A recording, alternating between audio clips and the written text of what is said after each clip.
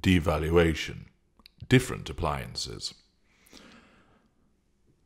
People are seen as objects by us and hence are referred to as appliances to get you to understand that you're dehumanized as part of the way that we view you and control you. And, therefore, there are different appliances in the fuel matrix. There is the IPPS, the Intimate Partner Primary Source, the NIPPS, the Non-Intimate Partner Primary Source. There is the Intimate Partner Secondary Source of the Shelf Variety, the IPSS, or the Dirty Little Secret, or the Shelf Variety, the DLS. That's also, to give the DLS its longest title, the Dirty Little Secret Intimate Partner Secondary Source. So they're a secondary source, they're intimate, but Dirty Little Secret aptly describes them. There are non-intimate secondary sources.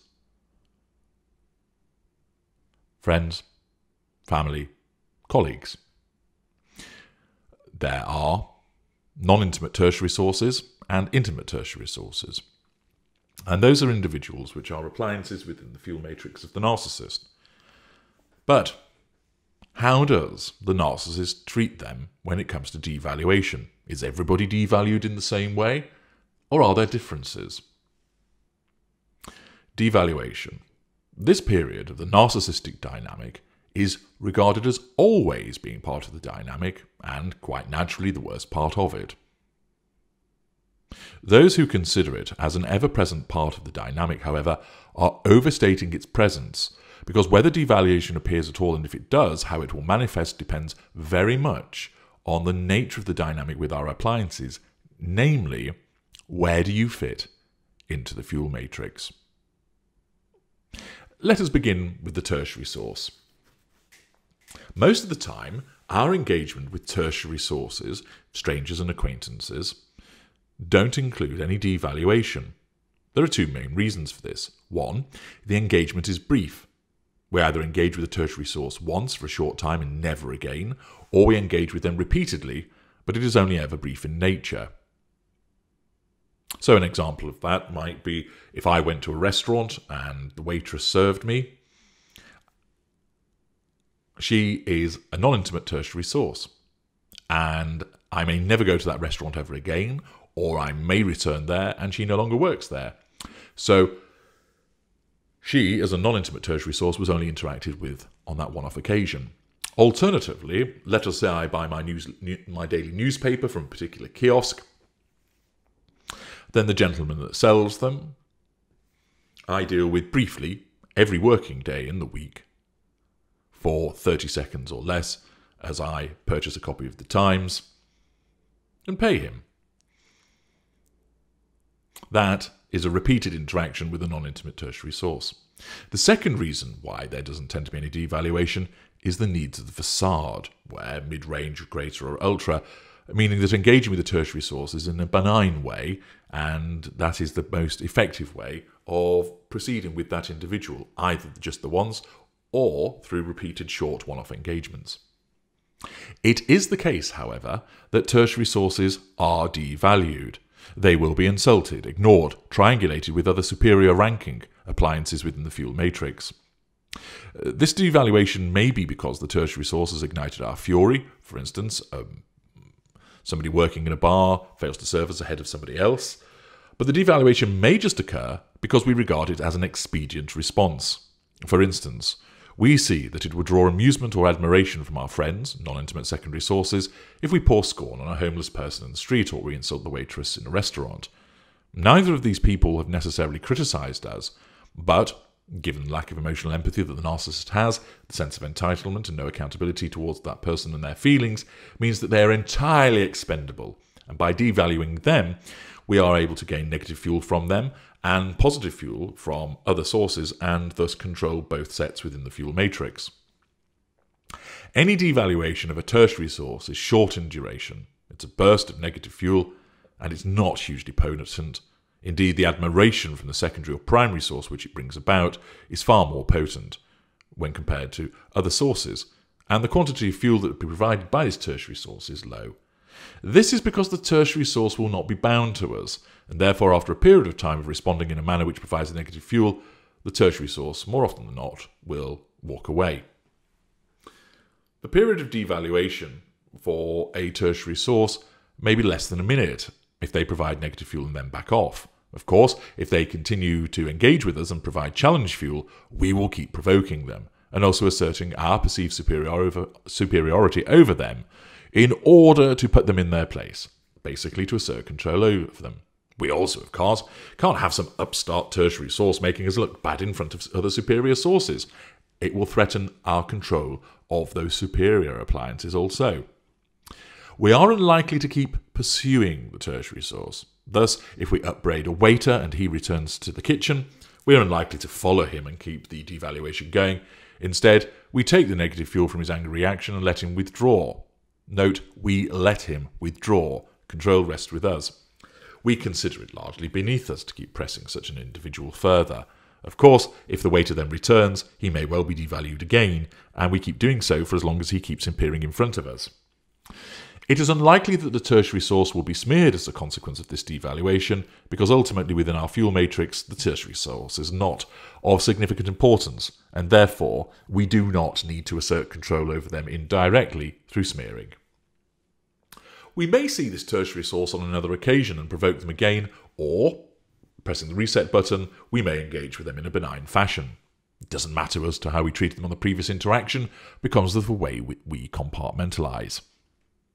What about secondary sources? Well, devaluation does occur, but if and when it does, it is for a reason which is invariably linked to the behaviour of the secondary source. If someone is a non-intimate secondary source, therefore they are a family member, friend or colleague, they will usually enjoy an elongated golden period. Devaluation of the secondary source will only occur where that individual has sought to expose us, challenge us, or has turned off the fuel supply completely. The devaluation will be longer than that experienced by the tertiary source because the secondary source will be bound more closely to us. This binding will be as a consequence of the nature of the relationship. The person is in our social circle with other people, they work with us, or they are in our family circle, but also because we will have put more effort into binding them to us.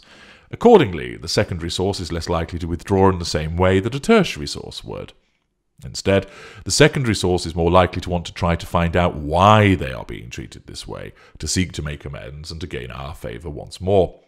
Sometimes this devaluation occurs as a consequence of needing to send a signal to other secondary sources that they ought not to cross us, so that they realise it is preferable to remain loyal to us than cross us in some way. The secondary source, who is devalued, is likely to be smeared by us. We will want other secondary sources of the same circle or ilk to turn against the devalued secondary source, to agree with our smearing and thus enable us to indirectly assert control over the individual who's been smeared. We may wish to complete the isolation or ostracization of this secondary source that has caused offence by wounding or challenge fuel. We are, of course, conscious of the maintenance of the facade, greater or ultra consciously aware, unconsciously so, with regard to the mid-ranges. And therefore, we will look to present a reason for why this secondary source has fallen from favour, is no longer invited, is no longer welcome at certain gatherings and so forth. The period of devaluation for a secondary source varies in terms of the actual engagement and the period over which the person is regarded as black.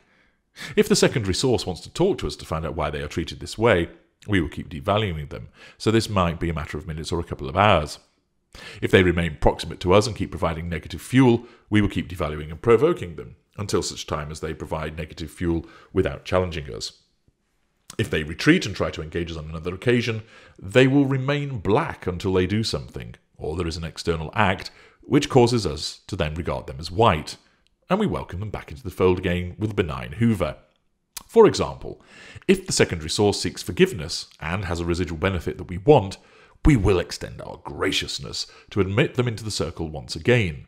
If we see no purpose, other than negative fuel, then they remain painted black, and they may well then be disengaged from, and we will find a replacement for them soon enough. In some instances, the secondary source may escape and have nothing more to do with us. Thus a friend never socialises with us, the family member withdraws, or the colleague moves workplaces or department. Sometimes they may not have such an option, and instead they remain in effect a scapegoat for us, remaining black for years, and are devalued further each time there is any interaction with us. Thus, every time there is a family gathering, they will be subject to contemptuous comments, triangulation, possibly silent treatments. Of course, this long-lasting devaluation may be intermittent, as we may only see this secondary source at certain events or places. Similar to the tertiary source, we will rarely keep seeking out the secondary source to devalue him or her. Where the secondary source is of an intimate variety, either an IPSS or dirty little secret, then the dynamic alters. There are two potential forms of devaluation. The first is used as a corrective measure to bring the IPSS or DSI or dirty little secret back into line. This is the corrective devaluation.